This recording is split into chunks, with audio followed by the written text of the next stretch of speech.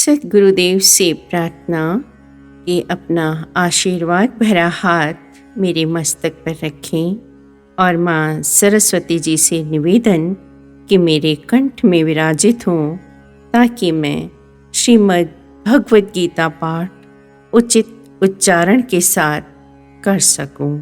अध्याय 7वां, श्लोक 3। हजारों मनुष्यों में कोई एक मनुष्य मेरी प्राप्ति के लिए यत्न करता है, और उन यत्न करने वाले योगियों में भी कोई भी पुरुष मेरे परायण हुआ मेरे तत्व को जानता है, अर्थात यथार्थ मर्म को, तत्व को जानता है। भगवान कहते हैं सिद्धि का अर्थ है पूर्णता, आत्मपद या ब्रह्म ज्ञान। उपनिषदों में लिखा हुआ है कि जिसको देखने के बाद और कुछ देखने की इच्छा न रहे, जिसको जानने के बाद कुछ भी जानने के लिए शेष न रहे, वही आत्मपद है।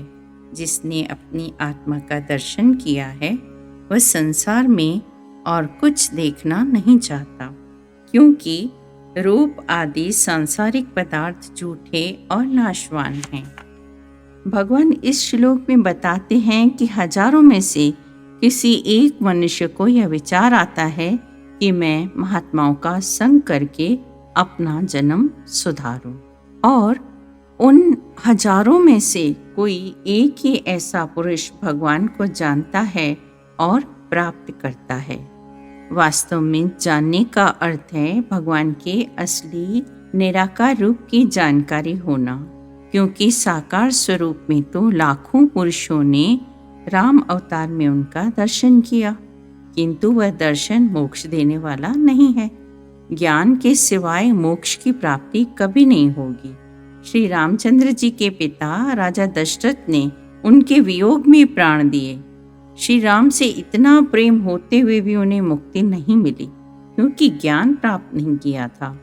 दुर्योधन के पास श्री कृष्ण 3 बार गए कि पांडवों से संधि कर लो, किंतु उसने भगवान की एक न सुनी। यदि उसे विश्वास होता कि श्री कृष्ण साक्षात परब्रह्म परमात्मा हैं, तो ऐसा व्यवहार कैसे करता। वह तो कई बार भगवान का दर्शन करता रहता था, किंतु उसकी बुद्धि भ्रमित थी। सामने दर्शन करते हुए भी मन मलिन रहा तो कुछ भी प्राप्त नहीं होगा। भगवान स्पष्ट कहते हैं कि कोई भाग्यवान साधक ही तत्व को जानता है, क्योंकि केवल दर्शन मात्र से वह मोक्ष प्राप्त नहीं कर सकता। जैसे सिंह का दूध सोने के बर्तन के सिवाय और किसी में रह नहीं सकता, वैसे ही आत्मज्ञान योग्य अधिकारी के बिना किसी को प्राप्त नहीं होता। जो गुरु को सदैव ईश्वर रूप नहीं मानता, वह सिद्धि कदापि प्राप्त नहीं कर सकता। जो गुरु के कहने के विरुद्ध होता है, वह स्वयं ईश्वर की शरण में जाए तो भी कुछ प्राप्त नहीं होगा, क्योंकि गुरु के सिवाय ज्ञान नहीं होता और ज्ञान के सिवाय मोक्ष नहीं मिलता। उद्धव जी तो सारा समय भगवान के साथ रहे, तब भी देह त्यागने से पहले भगवान ने उन्हें योग उपदेश देते हुए कहा कि बद्रीनाथ में जाकर इसका अभ्यास करके ज्ञान प्राप्त करने के बाद तुम्हें मोक्ष मिलेगा। जैसे किसी बड़े आदमी से मिलना है तो पहले उनके रहने का पता मालूम करना पड़ता है, उसी प्रकार ईश्वर से मिलने के लिए भी पहले उसके वास्तविक स्वरूप आत्मा का पता जानना है कि उसे कहाँ ढूंढें। ऐसे तो ईश्वर सर्वव्यापी और सर्वत्र है, तथापि उसकी उपाधि जो अंतःकरण है उसे ढूंढना पड़ता है। यह अंतःकरण शरीर में है, इसलिए इसका अनुभव करना आवश्यक है। भगवान ने अपनी प्रकृति से सारी सृष्टि की रचना की है, जिसे वेदांत में माया कहा जाता है और सांख्य शास्त्र में प्रकृति। सांख्य का अर्थ है सत्य और असत का विचार करना। सांख्य शास्त्र का उपदेश भगवान कपिल देव ने अपनी माता देवहूति को दिया है, वही भगवान अर्जुन को इस 4थे श्लोक में दे रहे हैं। श्लोक 4। हे अर्जुन, पृथ्वी, जल, अग्नि, वायु, आकाश तथा मन, बुद्धि और अहंकार। ऐसे यह 8 प्रकार से विभक्त हुई मेरी प्रकृति है। पहले 5 तत्व हैं जिनसे संसार का प्रपंच रचा गया है। यह प्रकृति के 8 हिस्सों से बना हुआ है। ब्रह्मा से लेकर चींटी तक सब 5 भूतों से बने हुए हैं। सारे ब्रह्मांड को विराट स्वरूप में देखें अथवा एक शरीर में, ज्ञान वही एक समान मिलेगा। किसी बगीचे में जाने से जो हम पेड़ पौधे देखते हैं वह उसका सामान्य अथवा समिष्ट ज्ञान है।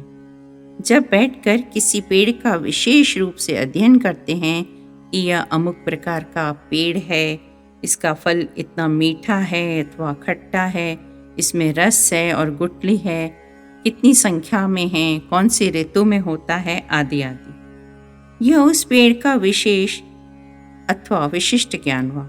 इसी प्रकार सारे ब्रह्मांड का विराट स्वरूप समझना उसका सामान्य ज्ञान है, और जो अपने एक शरीर का बारीकी से ज्ञान प्राप्त करना है वह है विशेष ज्ञान। सांख्य शास्त्र वालों ने प्रकृति के 8 हिस्सों को फिर 24 हिस्सों में बांटा है। ये हुए कुल 24। वेदांत में 5 भूतों पृथ्वी, जल, वायु, अग्नि, आकाश के 25 भाग किए गए हैं। एक एक के 5 भाग किए गए हैं। भगवान का कहना है कि यह सब मेरी माया है और सारे संसार की रचना इन 8 तत्वों से हुई है। अतः पहले इस शरीर का ज्ञान प्राप्त करना अनिवार्य है जिसमें महाज्योति स्वरूप आत्मा रहती है। श्लोक 5। यह 8 प्रकार के भेदों वाली अपरा प्रकृति है, और हे महाभाव, इससे अलग मेरी जीव रूप परा प्रकृति को तू जान, जिससे यह संपूर्ण जगत धारण किया जाता है।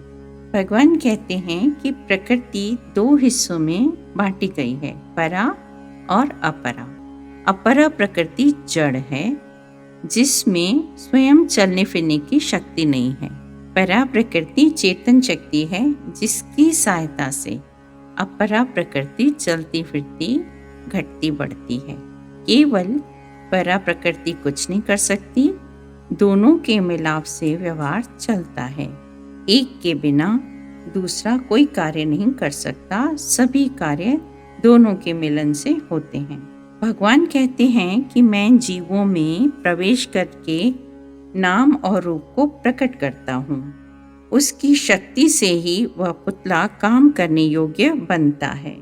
शरीर का ज्ञान जो भगवान बता रहे हैं, ऐसे बता रहे हैं जैसे कोई घड़ी बनाने वाला अपने छात्रों अथवा पुत्रों को उसके एक एक हिस्से का ज्ञान दे कि कौन से पुर्जे क्या क्या काम करते हैं और वे कैसे कहाँ डालने चाहिए। जैसे डॉक्टर लोग शरीर की प्रत्येक हड्डी, इंद्रिय, त्वचा आदि के भीतर जो रोग है उन्हें दूर करने का ज्ञान प्राप्त करते हैं। परा प्रकृति बड़ी शक्तिशाली है, इसे चेतन शक्ति कहा जाता है। इससे ही भगवान सारे विश्व को धारण करते हैं। जैसे धरती में बीज डाला जाता है, किंतु चेतन कला की शक्ति से ही उसमें अंकुर निकलता है। तत्पश्चात वह बड़ा होकर पौधा अथवा वृक्ष बनता है। ऐसे ही मनुष्य मात्र की संरचना में परा प्रकृति का ही योगदान है। छांदोपनिषद में बताया गया है कि यह जीव चंद्र की किरणों द्वारा इस पृथ्वी पर आकर औषधि, अनाज, वनस्पति आदि में प्रवेश करती है। फिर भगवान की लीला से यह कला पहले उन वस्तुओं द्वारा पिता के द्वारा माता के गर्भ में जाकर प्रकट होने की शक्ति धारण करती है। श्लोक 6। हे अर्जुन, तुम समझो कि संपूर्ण भूत प्राणी इन दोनों प्रकृतियों से ही उत्पन्न हुए हैं और मैं संपूर्ण जगत की उत्पत्ति तथा प्रलय रूप हूँ, अर्थात संपूर्ण जगत का मूल कारण मैं हूँ। प्रत्येक वस्तु के 2 कारण माने गए हैं, एक उपादान कारण और दूसरा निमित्त कारण। उपादान कारण है मिट्टी या धातु जिससे बर्तन बनते हैं, अथवा सोना जिससे गहने बनते हैं, या धागा जिससे कपड़ा बनता है। और निमित्त कारण है कुम्हार बर्तन बनाने वाला, सुनार या फिर जुलाहा। किंतु निमित्त कारण के बिना केवल उपादान कारण से कोई भी बर्तन, गहने, कपड़े आदि नहीं बन सकते। भगवान कहते हैं कि संसार की रचना के लिए दोनों कारण वे स्वयं हैं और कुछ नहीं। यदि कोई शंका करे कि यह कैसे हो सकता है, हम रात को स्वप्न में अनेक वस्तुएं देखते हैं। उन वस्तुओं को देखने और दिखाने वाली हमारी आत्मिक शक्ति ही है। तो कहा जाएगा कि स्वप्न के पदार्थ उस जीव कला से ही उत्पन्न हुए हैं। उसने ही देखा और फिर उसी में ही लीन हो गए। ठीक इसी प्रकार जगत का व्यवहार चल रहा है और सब कुछ भगवान कर रहे हैं, किंतु हम शंकाओं में चक्कर काट रहे हैं। श्लोक 7वां। इसलिए हे धनंजय, मेरे सिवाय किंचित मात्र भी दूसरी वस्तु नहीं है। यह संपूर्ण जगत धागे में मोतियों के समान मुझ में ही गुथा हुआ है। भगवान सारे जगत में, प्रत्येक मनुष्य में, प्रत्येक पदार्थ के अणु अणु में विद्यमान है। केवल देखने के लिए आंखें चाहिए। उन आंखों से हम प्रीतम को सर्वत्र देख सकेंगे और हमें ज्ञात होना चाहिए कि वह प्रीतम हम स्वयं हैं। हमारी आत्मा ही परमात्मा है और वह हमसे जुड़ी हुई है। किंतु माया का पर्दा हट जाने से उसी मिली हुई आत्मा की प्राप्ति होगी।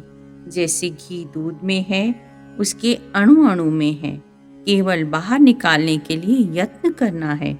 इसी प्रकार यत्न करके अपने आप से आत्मा को प्रकट करना है। जिज्ञासु ने परमानंद स्वरूप ब्रह्म का अनुभव नहीं किया है, किंतु संतों महात्माओं से सुना है, शास्त्रों पुराणों में पढ़ा है कि ब्रह्मानंद ऐसा होता है, स्वर्ग में ऐसे सुख मिलते हैं, किंतु वह स्वर्ग को किसी ने देखा नहीं है। व्यवहार में भी कोई व्यापारी दूसरे देश के की ईमानदारी और बुद्धिमानी की प्रशंसा सुनकर देखे बिना पत्र या फोन पर उससे व्यापार का नाता जोड़ता है। फिर कुछ समय के बाद जब वे आपस में मिलते हैं तो एक दूसरे के अच्छे लक्षणों को देखकर उनका आपस में प्रेम बढ़ता है, किंतु नाता पहले से ही था, अर्थात देखे बिना भी व्यवहार चल सकता है। तो जब संत महात्मा और वेद शास्त्र ब्रह्म की व्याख्या करते हैं तो यह कहना कि देखे बिना देखने के सिवाय ब्रह्म से मिलने की इच्छा कोई कैसे करे, यह ठीक नहीं है। जिज्ञासु अपने सतगुरु के उपदेश से ब्रह्म की व्याख्या सुनकर और अपने गुरु से ब्रह्म का इतना ज्ञान और प्रकाश देखकर इच्छा करता है कि मेरा भी अनुभव बढ़े और ब्रह्म का दर्शन हो। यदि ऐसा न होता तो राजा महाराजा क्यों राज्य के सुख, धन, पदार्थ छोड़कर ऋषि मुनियों की शरण में जाकर ब्रह्म का सुख खोजते। इन महात्माओं से ऐसे किसी विलक्षण सुख की वार्ता इन्होंने सुनी होगी, तभी तो सब कुछ बलिदान करके उस सुख के लिए प्रयत्न करते हैं। श्लोक 8वां। भगवान कहते हैं कि हे अर्जुन, मैं जल में रस हूँ, चंद्रमा और सूर्य में प्रकाश हूँ और संपूर्ण वेदों में ओंकार हूँ, तथा आकाश में शब्द और पुरुषों में पुरुषत्व हूँ।